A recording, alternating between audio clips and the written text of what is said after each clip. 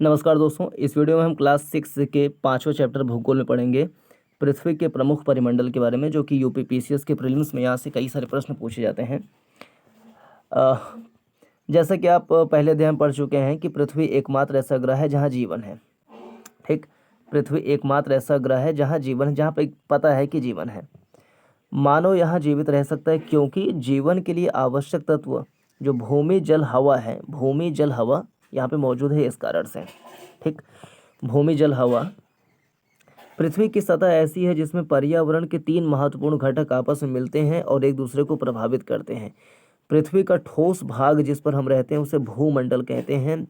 Gas की परतें जो पृथ्वी को चारों ओर से घेरती हैं उसे वायुमंडल कहते हैं, जहाँ ऑक्सीजन, नाइट्रोजन, कार्बन डाइऑक्साइड और दूसरी गैसें पाई जाती हैं। पृथ्वी के बहुत बड़े भाग पर जल पाया जाता है जिसे जलमंडल कहते हैं। जलमंडल में जल की सभी अवस्थाएं, ठोस मतलब बर्फ, जल और जलवाष्प सम्मिलित है, सब कुछ आते हैं इसमें।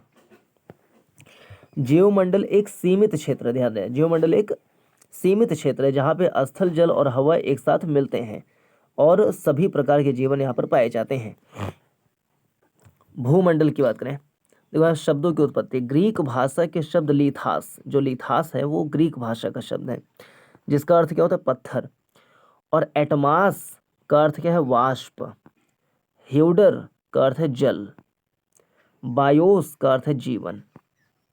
लिथास माने पत्थर, एटमास में वाष्प, ह्यूडर में जल, बायोस में जीवन। ये सब ग्रीक भाषा के शब्द हैं।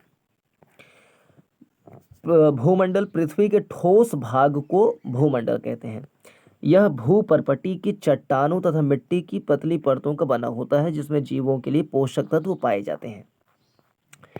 पृथ्वी की सतह को 2 मुख्य भागों में बांटा जा सकता है। बड़े स्थलीय भूभागों को महाद्वीप के नाम से जानते हैं और बड़े जलाशयों को महासागरीय बेसिन। विश्व के सभी महासागर आपस में एक दूसरे से जुड़े हुए हैं।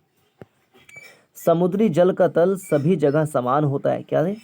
समुद्री जल का तल सभी जगह समान होता है। इस स्टेटमेंट में बातें ध्यान रखें कि समुद्री जल का जो तल है, तल एक है नितल माने एकदम नीचे वाला पार्ट, एक है तल माने ऊपर का, समुद्री तल। समुद्री जल का तल सभी जगह समान होता है। स्थल की ऊंचाई को समुद्र तल से मापा जाता है जिसे शून्य माना जाता है। क्या? शून्य माना जाता है। ये विश्व के जो अलग अलग महाद्वीपों पे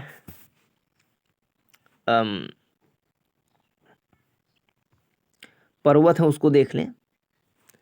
जैसे रॉकी पर्वत कहाँ है? उत्तरी अमेरिका महाद्वीप में। एंडीज पर्वत है दक्षिण अमेरिका महाद्वीप में।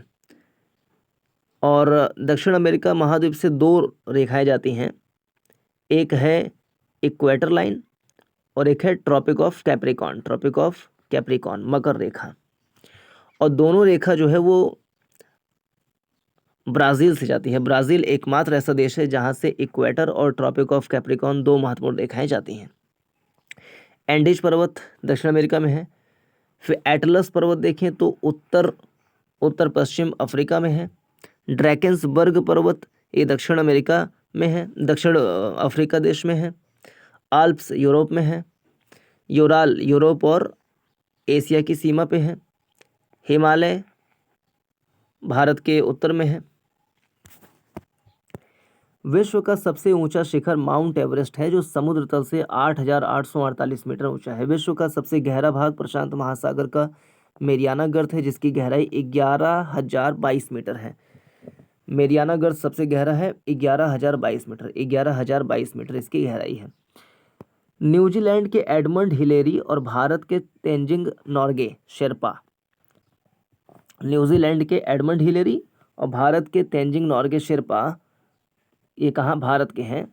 29 मई 1953 को पृथ्वी के सबसे ऊंचे शिखर माउंट एवरेस्ट पर चढ़ने वाले पहले व्यक्ति बने थे, Edmund Hillary, Tenzing Norgay Sherpa. Japan की जुंको तोबई विश्व की पहली महिला थी जिसने 1975 को माउंट एवरेस्ट फतेह की। बछेंद्री पाल भारत की पहली महिला जिसने 1984 में एवरेस्ट पर अपना कदम रखा था। पृथ्वी पर 7 प्रमुख महाद्वीप हैं। ये विस्तृत जलराशि के द्वारा एक दूसरे से अलग हैं। ये महाद्वीप हैं एशिया, यूरोप, अफ्रीका, उत्तर अमेरिका, दक्षिण अमेरिका, ऑस्ट्रेलिया, अंटार्कटिका। एशिया विश्व का सबसे बड़ा महाद्वीप है या पृथ्वी के कुल क्षेत्रफल के 1/3 भाग में फैला हुआ है? यह महाद्वीप पूर्वी गोलार्ध में स्थित है। कहाँ पे? पूर्वी गोलार्ध में स्थित है एशिया महाद्वीप। कर्क रेखा इस महाद्वीप से होकर गुजरती है। एशिया के पश्चिम में यूराल पर्वत स्थित है जो इसे यूरोप से अलग करती है।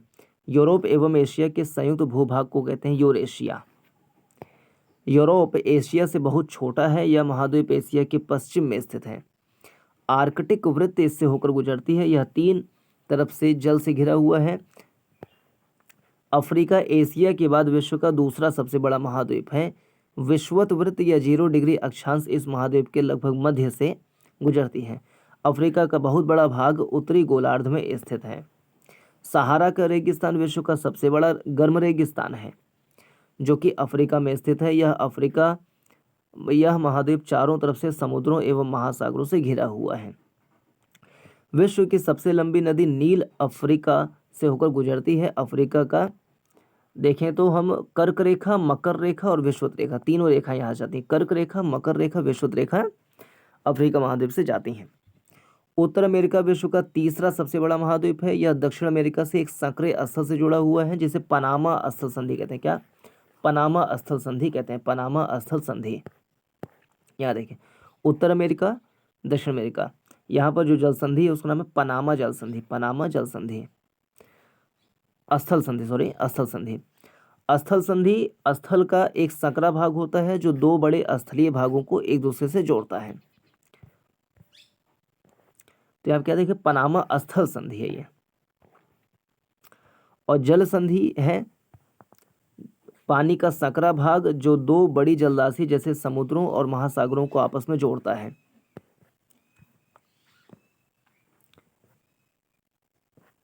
उत्तर अमेरिका, यह महाद्वीप पूरी तरह से उत्तरी एवं पश्चिमी गोलार्ध में स्थित है। पूरी तरीके से उत्तरी और पश्चिमी गोलार्ध में है। उत्तर अमेरिका पूरी तरीके से उत्तरी और पश्चिमी गोलार्ध में है। दक्षिण अमेरिका का अधिकांश भाग दक्षिणी गोलार्ध में स्थित है। इसके पूर्व एवं पश्चिम में महासागर, पूर्व में है अटलांटिक महासागर और पश्चिम में है प्रशांत महासागर। विश्व की सबसे लंबी पर्वत श्रृंखला एंडीज इसके उत्तर से दक्षिण की ओर फैली हुई है। ऑस्ट्रेलिया विश्व का सबसे छोटा महाद्वीप है जो कि पूरी तरह से दक्षिणी गोलार्ध में स्थित है। पूरी तरीके से चारों तरफ से महासागरों, समुद्रों से घिरा हुआ है। इसे द्वीपीय महाद्वीप कहते हैं। अंटार्कटिका एक बहुत बड़ा महाद्वीप है जो कि दक्षिणी गोलार्ध में स्थित है। दक्षिणी ध्रुव इस महाद्वीप के मध्य में स्थित है। चूंकि यह दक्षिण ध्रुव क्षेत्र में स्थित है इसलिए हमेशा मोटी बर्फ की परतों से ढका रहता है। यहाँ किसी प्रकार का अस्थायी मानव निवास नहीं है। बहुत से देशों के शोध केंद्र यहाँ स्थित हैं। भारत के भी शोध केंद्र हैं मैत्री और भारतीय। मैत्री, भारतीय। पृथ्वी को नीला ग्रह कहा जाता है। 71% भाग जल से घिरा हुआ है। 29% भाग पे स्थल है। 97.5% जो है महासागरों में पानी है और अलवण जल जो है वो 2.5% है। 2.5%, 2.5% के आसपास में अलवण जल है। जलमंडल में जल के सभी रूप उपस्थित हैं। इसमें महासागर, नदियों, झीलों, हिमनदियों, भूमिगत जल, वायुमंडल की जलवाष्प सभी शामिल होते हैं। पृथ्वी पर पाए जाने वाले 97% जो पानी है वो उससे भी ज़्यादा पानी महासागरों में है। वह इतना अधिक खारा है कि वह पीने योग्य नहीं है। शेष जल का बहुत बड़ा भाग बर्फ की परतों एवं हिमनदियों तथा भूमिगत जल के रूप में पाया जाता है। जल का बहुत कम भाग सबसे ज़्यादा है महासागर में, फिर बर्फ के रूप में है, फिर भूमिगत में है। महासागर में 97.5% है और बर्फ के रूप में 2% है। भूमिगत में 0.68% है। बहुत कम भाग अलवण है के रूप में पाया जाता है और नीले ग्रह भी कहते हैं पृथ्वी को क्योंकि पानी बहुत है। महासागर जलमंडल के मुख्य भाग हैं। ये आपस में एक दूसरे से जुड़े हुए हैं। महासागर सारे के सारे। महासागर जल हमेशा गतिशील रहता है। हमेशा गतिशील रहता है। तरंगें, ज्वार भाटा, महासागरीय धाराएं। महासागरीय जल की 3 मुख्य गतियां हैं: तरंगें, ज्वार भाटा, महासागरीय धाराएं। बड़े से छोटे आकार में देखें तो 5 महासागर हैं: प्रशांत महासागर, अटलांटिक, हिंद महासागर, दक्षिणी महासागर, दक्षिणी महासागर इसको कहते हैं, और आर्कटिक महासागर। प्रशांत महासागर सबसे बड़ा महासागर है, यह पृथ्वी के 1/3 पूरे पृथ्वी के 1/3। एशिया महाद्वीप जो है वो पूरे स्थल खंड का 1/3 है और प्रशांत महासागर पूरे पृथ्वी का 1/3 है। पृथ्वी का सबसे गहरा भाग मेरियाना गर्त 11,022 मीटर गहरा है, इसी में है। प्रशांत महासागर लगभग वृत्ताकार है, लगभग वृत्ताकार। एशिया, ऑस्ट्रेलिया, उत्तर और दक्षिण अमेरिका इसके चारों ओर स्थित है। ठीक है। अटलांटिक महासागर विश्व का दूसरा सबसे बड़ा महासागर है। यह अंग्रेजी भाषा के यस अक्षर के आकार का है। इसके पश्चिमी किनारे पर उत्तर और दक्षिण अमेरिका है, पूर्वी किनारे पर यूरोप अफ्रीका है। अटलांटिक महासागर की तटरेखा बहुत अधिक दंतुरित है, बहुत अधिक दंतुरित है। अटलांटिक महासागर की तटरेखा बहुत अधिक दंतुरित है। दंतुरित तटरेखा ये से जो दांत जैसा बाहर निकले हों सारे सारे, वह दंतुरित तटरेखा, दांत जैसे बाहर निकला हुआ है।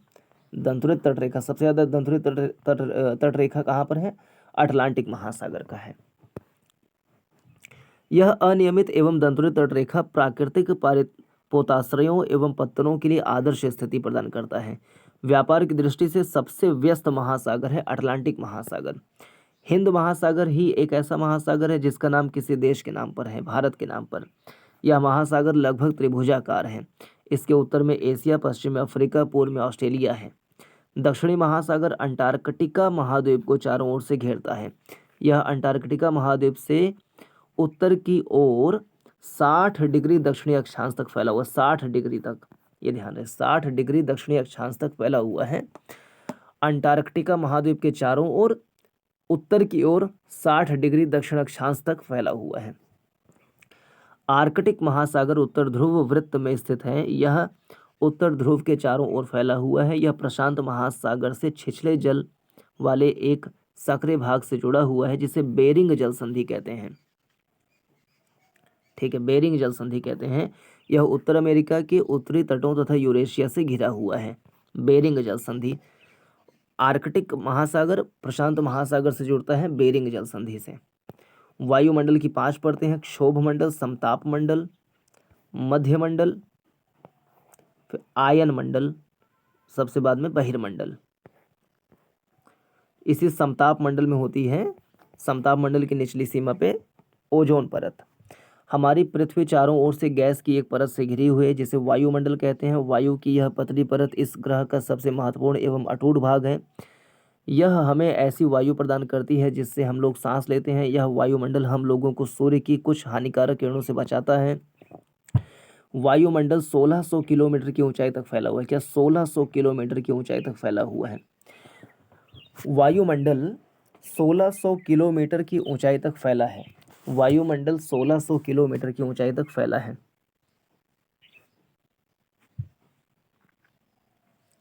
वायुमंडल 1600 किलोमीटर की ऊंचाई तक फैला हुआ है। 1600 किलोमीटर।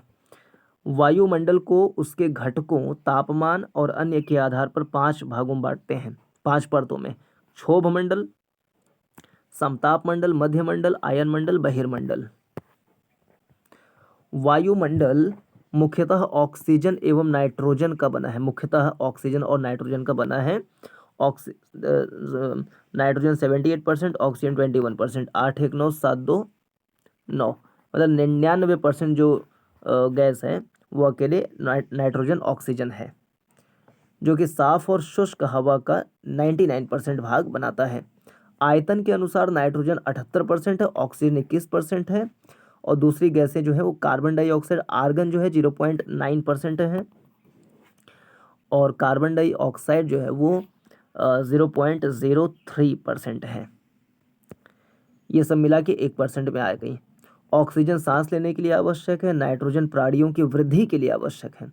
नाइट्रोजन प्राणियों की वृद्धि के लिए आवश्यक है। कार्बन डाइऑक्साइड बहुत कम मात्रा में है लेकिन पृथ्वी के द्वारा छोड़ी गई ऊष्मा को अवशोषित करती है जिससे पृथ्वी गर्म रहती है। यह पौधों की वृद्धि के लिए भी आवश्यक है कार्बन डाइऑक्साइड। ऊंचाई के साथ वायुमंडल के घनत्व में भिन्नता आती है। यह घनत्व समुद्री तल पर सबसे अधिक होता है तथा जैसे जैसे हम ऊपर की ओर जाते हैं यह तेजी के साथ घटता जाता है। पहाड़ों और पर्वतारोहियों को हवा के घनत्व में कमी होने के कारण सांस लेने में कठिनाई होती है। ऊंचाई पर सांस लेने के लिए उन्हें अपने साथ ऑक्सीजन का सिलेंडर लेकर जाना पड़ता है। जैसे जैसे ऊपर की ओर जाते हैं तापमान भी घटता जाता है। वायुमंडल पृथ्वी पर दबाव डालती है। यह एक स्थान से दूसरे स्थान पर अलग अलग होता है। कुछ क्षेत्रों में हमें अधिक दबाव महसूस होता है जबकि कुछ क्षेत्रों में कम। वायु उच्च दाब से निम्न दाब की ओर बहती है। वायु जो है उच्च दाब से निम्न दाब की ओर बहती है। गतिशील वायु को हम कहते हैं पवन, विंड। जीवमंडल स्थल जल तथा हवा, स्थल जल तथा हवा के बीच का एक सीमित भाग होता है। सीमित भाग, यह वह भाग है जहाँ जीवन मौजूद है। यहाँ जीवों की बहुत सी प्रजातियां हैं जो कि सूक्ष्म जीवों तथा बैक्टीरिया से लेकर बड़े स्तनधारियों के आकार में पाई जाती हैं। मनुष्य सहित सभी प्राणी जीवित रहने के लिए एक दूसरे से तथा जीवमंडल से जुड़े हुए हैं। जीवमंडल के प्राणियों को मुख्यतः दो भागों में बांटते हैं, जंतु जगत और पादप जगत में।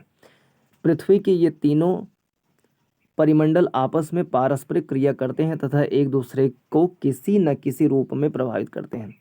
उदाहरण के लिए लकड़ी तथा खेती के लिए वनों को काटा जाए तो इससे ढलुआ भाग पर मिट्टी का कटाव तेजी से होने लगता है। इसी प्रकार प्राकृतिक आपदाएं जैसे भूकंप से पृथ्वी की सतह में परिवर्तन हो जाता है। हाल ही में सुनामी के कारण अंडमान निकोबार द्वीप समूह का कुछ भाग पानी से डूब गया था 2004 में, जब दिसंबर के महीने में सुनामी आई थी। झीलों तथा नदियों में दूषित पदार्थों में प्रवाहित होने से उनका जल मानव के इस्तेमाल के लायक नहीं रह जाता। यह जल दूसरे जीवों को भी नुकसान पहुंचाता। मतलब कि सभी जो परिमंडल हैं, जल मंडल, वायुमंडल, स्थल मंडल, जीवमंडल, सब आपस में एक दूसरे से अंतर संबंधित हैं, अंतर क्रिया करते हैं, एक दूसरे पर निर्भर हैं और एक दूसरे के ऊपर प्रभाव डालते हैं। किसी एक को नुकसान पहुंचाने से बाकी सब पर भी इसका प्रभाव पड़ता है।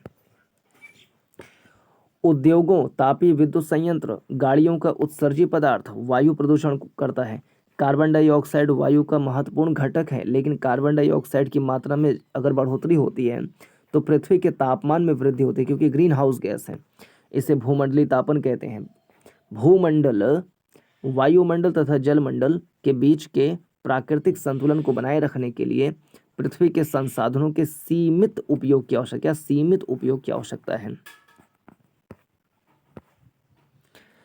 पृथ्वी के 4 प्रमुख परिमंडल हैं, स्थल मंडल, जलमंडल, वायुमंडल और जैवमंडल। पृथ्वी के प्रमुख महाद्वीप के नाम बताइए। एशिया, अफ्रीका, उत्तरी अमेरिका, दक्षिण अमेरिका, यूरोप, अंटार्कटिका, फिर ऑस्ट्रेलिया। 2 महाद्वीपों के नाम लिखिए जो पूरी तरह से दक्षिणी गोलार्ध में स्थित हैं। एक ऑस्ट्रेलिया महाद्वीप और एक दक्षिण अमेरिका महाद्वीप। वायुमंडल की विभिन्न परतें क्या हैं? क्षोभ मंडल, समताप मंडल, मध्यमंडल, आयन मंडल, बहिर्मंडल। पृथ्वी को नीला ग्रह इसलिए कहते हैं क्योंकि 71% हिस्से पर पानी है। उत्तरी गोलार्ध को स्थलीय गोलार्ध इसलिए कहते हैं क्योंकि सबसे ज़्यादा भाग जो स्थल का है वो उत्तरी गोलार्ध में है। जीवित प्राणियों के लिए जीवमंडल क्यों महत्वपूर्ण है? क्योंकि जीवमंडल में स्थल, जल और वायु सभी स्थितियां यहाँ पे प्राप्त होती हैं जो कि जीव के लिए जरूरी है। कौन सी पर्वत श्रृंखला एशिया एवं यूरोप को अलग करती है? यूराल। उत्तर अमेरिका दक्षिण अमेरिका से कैसे जुड़ा हुआ है? स्थल संधि के द्वारा, पनामा स्थल संधि। वायुमंडल में किस गैस का प्रतिशत सर्वाधिक है? नाइट्रोजन का 78%, ऑक्सीजन का 21%, कार्बन डाइऑक्साइड का 0.03%। पृथ्वी को कौन सा भाग ठोस चट्टानों से बना हुआ है? थलमंडल। सबसे बड़ा महाद्वीप कौन सा है? एशिया, उसके बाद अफ्रीका, फिर उत्तरी अमेरिका, फिर दक्षिण अमेरिका। 5वां बड़ा है अंटार्कटिका, 6ठे पे यूरोप है, 7वें पे ऑस्ट्रेलिया। पृथ्वी का सबसे गहरा भाग मेरियाना गर्त है, प्रशांत महासागर में 11,022 मीटर गहरा है। हिंद महासागर का नाम एक देश के नाम पर पड़ा हुआ है। और स्थल, जल एवं हवा का सीमित भाग उसे कहते हैं जैवमंडल। यूरोप एवं एशिया महाद्वीप को मिला के यूरेशिया कहते हैं। पृथ्वी पर सबसे ऊंचा शिखर क्या है? माउंट एवरेस्ट 8,848 मीटर है। उसके बारे में कुछ और बातें जो डब्बे में लिखा हुआ था। सबसे पहला कौन गई थी ये वो तो न्यूजीलैंड के एडमंड हिलेरी और भारत के तेंजिंग नॉर्गे 29 मई 1953 को पृथ्वी के सबसे ऊंचे शिखर माउंट एवरेस्ट पर चढ़ने वाले पहले व्यक्ति थे। जापान की जुंको तोबई विश्व की पहली महिला थी जिसने 1975 में एवरेस्ट पर फतेह की। बछेंद्री पाल भारत की पहली महिला थी, 1984 में एवरेस्ट पर चढ़ी। तो 1953, 1975, 1984। 1953 में न्यूजीलैंड के एडमंड हिलेरी, भारत के तेंजिंग नोरगे शेरपा। और 1975 में जोंको तोबई। 1984 में भारत की बछेंद्री पाल पहली महिला बनी थी उस पर चढ़ने वाली। इस वीडियो में इतना ही। नमस्कार, जय हिंद।